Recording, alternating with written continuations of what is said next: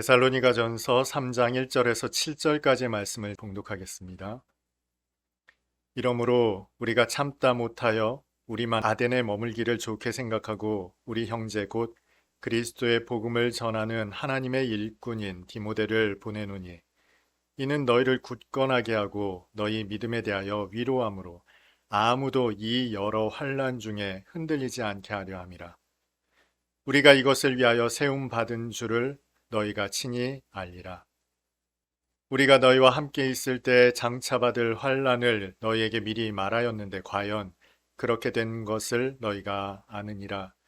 이러므로 나도 참다 못하여 너희 믿음을 알기 위하여 그를 보내었노니 이는 혹 시험하는 자가 너희를 시험하여 우리 수고를 헛되게 할까 함이니 지금은 디모데가 너희에게로부터 와서 너희 믿음과 사랑의 기쁜 소식을 우리에게 전하고 또 너희가 항상 우리를 잘 생각하여 우리가 너희를 간절히 보고자 함과 같이 너희도 우리를 간절히 보고자 한다 하니 이러므로 형제들아 우리가 모든 궁핍과 환난 가운데서 너희 믿음으로 말미암아 너희에게 위로를 받았노라. 아멘. 학생에게는 공부가 필연입니다. 운동선수에게 훈련은 필연입니다. 훈련하지 않는 운동선수 생각할 수도 없을 것 같습니다. 이 필연이라는 말은 반드시 그럴 수밖에 없다라는 의미를 가지고 있죠. 여기서 한 걸음 더 나아가서 필연적 존재를 생각해 볼 수 있겠습니다. 부모님은 나에게 있어서 필연적 존재입니다. 만약 여러분이 자녀가 있다면 그 자녀에게 있어서도 여러분은 필연적 존재입니다. 내가 있다고 해서 선생님이 있는 것은 아니죠. 내가 있다고 해서 친구가 있는 것은 아닙니다. 이것은 우리가 살아가면서 관계를 통해 형성된 존재일 뿐 필연적 존재라고 보기는 어렵습니다. 그리고 보면 우리의 사고, 우리의 생각 내에서 인과관계를 떠나서는 필연적 존재를 상상할 수 없습니다. 그렇다면 여러분, 하나님의 역사 속에서는 어떨까요? 하나님께 있어서도 인과관계에 따른 그 필연적 존재만 존재할까요? 하나님은 당신의 뜻 가운데서 모든 관계를 필연적으로 이끌어 내십니다. 가장 필연적인 존재는 누구일까요? 예수 그리스도이십니다. 예수 그리스도 그분이야말로 우리에게 있어서 아니 온 역사와 우주에 있어서 가장 필연적인 존재이십니다. 이 성경은 예수 그리스도의 필연성만을 역설하고 있다 해도 과언이 아닙니다. 그런데 여러분, 하나님께서 예수 그리스도만을 필연적인 존재로 우리에게 주셨을까요? 그렇지 않습니다. 예수는 죄인들을 불러 구원하시기를 기뻐하신 하나님의 뜻의 결정체이십니다. 하나님께서 친히 임하심으로 죽을 수밖에 없는 존재들을 구원하신 구원의 필연적 존재가 바로 예수님이신 것이죠. 다시 말하면 하나님의 역사 속에서 모든 피조물은 필연적 존재라는 것입니다. 일찍이 한 과학자가 이런 말을 했다고 합니다. 신은 주사위 놀이를 하지 않는다. 우연은 없다는 뜻입니다. 물론 오늘날 과학의 수준에 있어서 이 명제는 부정됐습니다. 현재 물리학계에서는 그렇지 않다라는 것이 정설이죠. 그러나 그리스도인에게 있어서는 분명 하나님께서는 주사위 놀이를 하시지 않습니다. 하나님은 다스리시고 이끄시며 인도하십니다. 그 경륜하심이 우리를 붙들고 계신다는 거죠. 여기에서 우리가 오해할 만한 부분이 있습니다. 하나님의 필연적인 역사라면 악도, 재앙도 하나님의 계획 가운데 있는 것인가? 그러나 전혀 그렇지 않습니다. 하나님의 필연성이라는 말 속에는 그 재앙 속에서도 하나님의 경륜은 여전히 유효하다라는 뜻입니다. 하나님의 필연적인 존재인 성도에게 있어서 그런데 성경은 고난이 또한 필연이라고 이야기합니다. 여러분, 성도에게 고난은 필연입니다. 사도 바울은 이것을 사도행전 14장 22절에서 이렇게 이야기했습니다. 제자들의 마음을 굳게 하여 이 믿음에 머물러 있으라 권하고 또 우리가 하나님의 나라에 들어가려면 많은 환난을 겪어야 할 것이라 하고, 하나님의 나라에 들어가는 성도에게 있어서 고난은 필연이라는 겁니다. 그리고 오늘 본문에도 기록하고 있습니다. 3절을 봅니다. 아무도 이 여러 환난 중에 흔들리지 않게 하려 함이라 우리가 이것을 위하여 세움 받은 줄을 너희가 친히 알리라. 여기서 사용된 세움 받다라는 단어가 케이마이라는 단어입니다. 그런데 이 케이마이라는 단어가 정해져 있다라는 뜻입니다. 그리스도인들은 고난받는 것이 필연이다, 정해져 있다. 이 부분에 있어서는 지난번에도 한번 설명드린 적이 있습니다. 왜 성도에게 있어서 고난이 필연인가? 그리스도인의 성숙을 위해, 성장을 위해서 고난은 필연적이죠.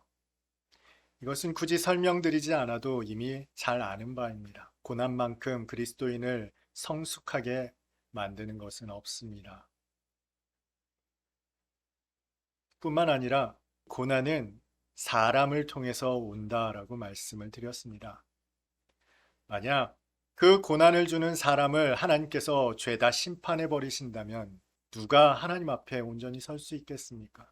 그 심판 가운데 죄다 멸망받을 수밖에 없겠죠. 아무도 하나님 앞에 설 수 없을 것입니다. 생각해보면 저와 여러분도 어느 누군가에게 고난을 주는 사람이었던 일이 있습니다. 하나님은 이들까지도 구원하시기를 기뻐하시죠. 해서 하나님은 그 심판을 유예하신다고 말씀드렸습니다. 해서 우리에게 고난은 필연적일 뿐만 아니라 계속해서 지속되는 것처럼 여겨지기도 한다는 겁니다. 여기에서 한 걸음 더 나아가 고난이 필연적인 이유가 이렇게 기록되어 있습니다. 5절을 봅니다. 이러므로 나도 참다 못하여 너희 믿음을 알기 위하여 그를 보내었노니 이는 혹 시험하는 자가 너희를 시험하여 우리 수고를 헛되게 할까 함이니. 바울은 이 대목에서 시험하는 자를 이야기합니다.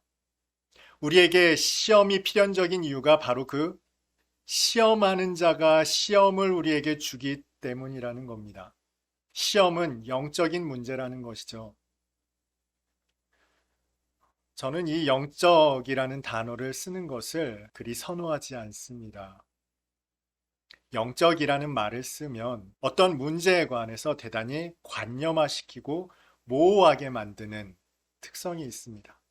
그래서 어떤 일이 있을 때마다 영적으로 라는 표현을 써버리면 그것이 우리에게 대단히 관념적인, 추상적인 의미로 다가온다는 것이죠. 그럼에도 불구하고 분명한 것은 고난이 대단히 영적인 문제라는 겁니다. 다시 말해 그 고난을 주는 존재가 시험하는 자, 누가 봐도 명백한 사탄의 역사라는 것이죠. 여러분, 사탄이 우리에게 어떻게 역사합니까? 사탄은 우리에게 생각을 주는 방식으로 그 영향력을 미칩니다. 요한복음 13장 2절에 우리는 이미 살펴본 바가 있습니다. 사탄이 가룟 유다에게 예수를 팔려는 생각을 넣었다. 생각이 우리에게 어떻게 고난이 되는가? 1차적으로는 생각은 우리의 욕망을 부추기죠. 우리가 범죄할 때 우리의 생각의 작용으로 범죄하지 않습니까? 그 범죄로 말미암아 우리가 얼마나 번민하고 고뇌하며 슬퍼합니까? 이것을 극복하지 못한 많은 성도들이 낙심하고 좌절하고 실망하여 고난에 빠진다는 것이죠. 그런데 이것보다 차원 높은 사탄의 역사가 있다는 것입니다. 하와가 어떻게 범죄하게 되었습니까?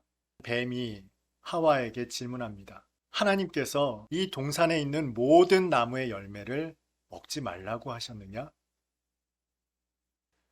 언뜻 들으면 아주 평범한 질문처럼 보입니다만, 그러나 이 질문은 대단히 교묘하게 고차원적으로 계략된 질문입니다. 하나님은 절대로 동산에 있는 모든 나무의 열매를 먹지 말라고 하지 않으셨습니다. 다만 동산 중앙에 있는 나무의 열매, 선악을 알게 하는 나무의 열매만 먹지 말라고 명하셨죠. 그런데 이 뱀의 이야기를 들은 하와는 순간 생각했을 겁니다. 동산 중앙에 선악을 알게 하는 나무의 열매만 먹지 말라고 하지 않으셨는가?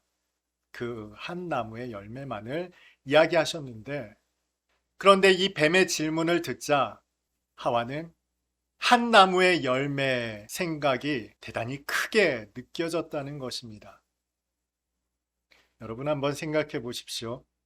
방 안에 장난감이 가득합니다.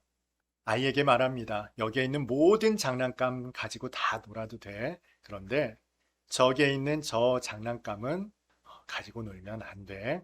라고 말했다고 한번 생각해 보십시오. 그 아이는 다른 장난감을 가지고 재밌게 놀았을 겁니다. 그런데 갑자기 한 사람이 와서 말합니다.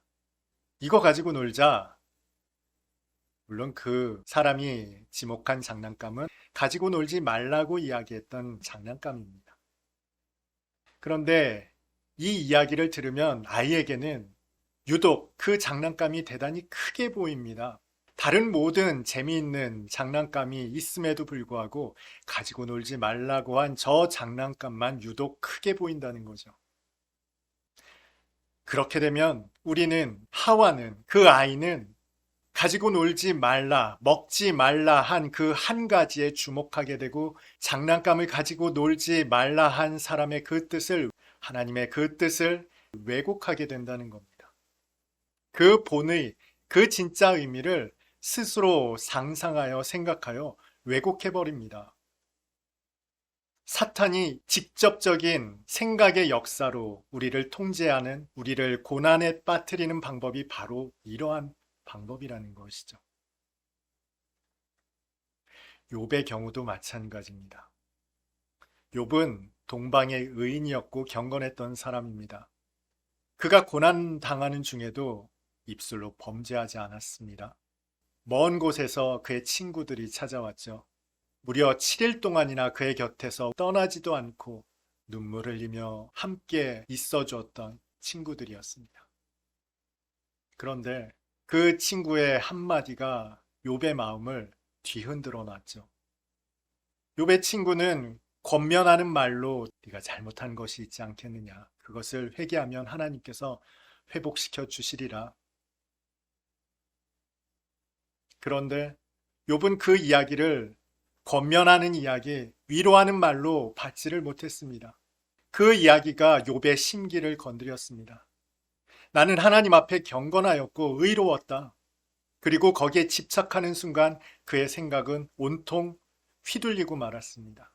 어느 순간 하나님보다 의로운 자리에서 하나님을 정죄하는 자로 그 나락으로 떨어지고 말았죠. 이것이 바로 사탄이 직접적으로 고난에 역사하는 방식입니다. 바로 생각을 지배하고 통제하는 것이죠. 그런데 오늘 본문에 등장하는 데살로니가 교회 성도들은 고난을 이겨냈다라고 바울은 그의 서신에서 이렇게 기록하고 있습니다. 6절 읽습니다. 지금은 디모데가 너희에게로부터 와서 너의 믿음과 사랑의 기쁜 소식을 우리에게 전하고 또 너희가 항상 우리를 잘 생각하여 우리가 너희를 간절히 보고자 함과 같이 너희도 우리를 간절히 보고자 한다 하니. 잘 지내고 있구나. 보고 싶어 하는구나. 너희가 믿음에서 흔들리지 않았구나 라는 소식을 디모데는 전하고 있었습니다. 그들이 고난을 당하지 않은 것이 아닙니다. 유대인의 회유가 있었겠죠. 동족의 박해도 있었을 겁니다. 그 고난 중에는 사탄의 직접적인 생각을 넣어주는 공략도 있었을 겁니다. 그러나 데살로니가 교회의 성도들은 이 모든 것에서 흔들리지 않았습니다. 하와에게처럼, 욥에게처럼 사탄은 데살로니가 교회의 성도들을 뒤흔들어 놓을 생각을 집어넣었을 텐데 그들이 어떻게 그 고난을 이겨낼 수 있었을까요? 그 힌트를 6절에서 찾아볼 수 있습니다. 또 너희가 항상 우리를 잘 생각하여 우리가 너희를 간절히 보고자 함과 같이 너희도 우리를 간절히 보고자 한다 하니. 아멘. 데살로니가 교회 성도들은 3주밖에 사역하지 않았던 바울 일행을 잘 생각하고 있었습니다. 이것만으로 봐서는 잘 생각한다는 게 무슨 의미인지 와닿지 않습니다. 표준 세번역은 이것을 보다 알아듣기 쉽게 번역했습니다. 너희가 우리를 좋게 생각하여 라고 번역합니다. 데살로니가 교회 성도들이 바울 일행을 좋게 생각하고 있었다는 겁니다. 여기에서 한 걸음 더 나아가 그들을 보고 싶어 했다라는 것이죠. 간절히 보고 싶어 했다. 여러분, 이 대목에서 우리가 알 수 있는 한 가지 사실이 있습니다. 데살로니가 교회 성도들이 바울 일행을 좋게 생각했다, 보고 싶어 했다. 그 관계가 원만했다는 것입니다. 돈독했다는 것이고 깊은 사랑의 관계가 전혀 훼손되지 않았다는 겁니다. 불과 3주 사역했던 바울의 일행이었음에도 불구하고 그들을 보고 싶어 했던 데살로니가 교회 성도들의 마음가짐, 이것을 한마디로 일컬어 화목함이라고 말합니다. 데살로니가 교회 성도들이 고난을 이겨낼 수 있었던 원동력, 그 힘의 능력은 바로 화목에 있었습니다. 여러분, 이것이 우리가 고난을 극복하는 대단히 중요한 힘이라는 겁니다. 생각해보면 하와가 하나님과의 원만한 관계 속에 있었다면, 깊은 친밀감, 진정한 사랑 속에 있었다면 따먹지 말라 한 과실에 그렇게 집착하지 않았을 겁니다. 하나님의 뜻에 대해 의구심을 품지 않았을 겁니다. 온전한 화목 관계에 있지 않았기 때문에 의심에 빠질 수밖에 없었던 것이죠. 한편으로는 욥도 마찬가지죠. 욥이 친구들과 진정 깊은 친밀감 가운데 있었다면 그의 말에 상처받지 않았을 겁니다. 그의 권면을 그대로 용납할 수 있었을 겁니다. 내가 알지도 못하는 죄를 지었기 때문에 하나님의 징벌이 있었는지도 모른다. 욥이 자신을 변호하는 과정에서 자기 의에 스스로 매몰되었고 어느 순간 하나님보다 의로운 자리에 설 수밖에 없었죠. 그런데 데살로니가 교회 성도들은 그렇지 않았습니다. 그 환난 속에서, 고난 속에서도 바울 일행과의 깊은 친밀감을, 화목함을 유지할 수 있었고 그 돈독함은 간절히 보고 싶은 마음으로 나타났다는 것입니다. 사랑에 있어서 숨길 수 없는 마음이 무엇인지 아십니까? 보고 싶은 마음입니다. 사랑할 때 끊임없이 생각나는 이유가 무엇입니까? 보고 싶다는 뜻이죠. 사랑하는데 보고 싶지 않다? 그건 거짓 사랑일 것입니다. 사도 바울은 데살로니가 교회 성도들이 너무 보고 싶었습니다. 정말 간절히 보고 싶었습니다. 그러나 방편이 없자 그는 아들과도 같은 디모데를 그들에게 보냄으로써 그들의 사정을 살피고 그 보고 싶은 마음을 대신했습니다. 저도 사역을 하다 보니 이 마음이 무엇인지 알겠더라고요. 부모가 되신 분들이라면 아실 겁니다. 그 자녀가 보고 싶으시죠? 참 인상적인 말이 있습니다. 어느 분에게 이런 질문을 했더니 이런 답이 돌아왔습니다. 자식은 언제가 제일 이쁘십니까? 그러자 분이 이렇게 답하더라는 겁니다. 어제보다 오늘이 더 이쁩니다. 나이 많으신 어르신이 하신 말씀입니다. 그 자식이 어제보다 오늘이 더 사랑스럽다는 이 말이 저에게는 대단히 깊이 와닿는 이야기였습니다. 누군가를 사랑하면 보고 싶습니다. 목회를 하다 보니 여러 사역지를 거쳐 오늘에 이르게 되었습니다. 그런데 보고 싶은 마음이 간절합니다. 여러분, 이 돈독한 관계, 진정한 이 화목함이 데살로니가 교회 성도들이 고난을 이기는 능력으로 역사했다는 것입니다. 저는 오늘 예배드리는 저와 여러분 모두가 이 화목함 가운데에서 고난을 이기는 능력을 누릴 수 있었으면 좋겠습니다. 왜 주님께서 예물을 드리려거든 먼저 화목하라 말씀하셨는지를 떠올려 보십시오. 화목할 때 성도가 고난을 이깁니다. 화목할 때 하나님을 소망하고 그 끝을 바라볼 수 있는 능력이 생겨난다는 겁니다. 그래서 오늘 예배드리는 저와 여러분 모두에게 화목함이 있었으면 좋겠습니다. 지금 직면한 여러분의 모든 고난 가운데에서 하나님의 능력을 덧입는 저와 여러분 될 수 있기를 주님의 이름으로 축복합니다.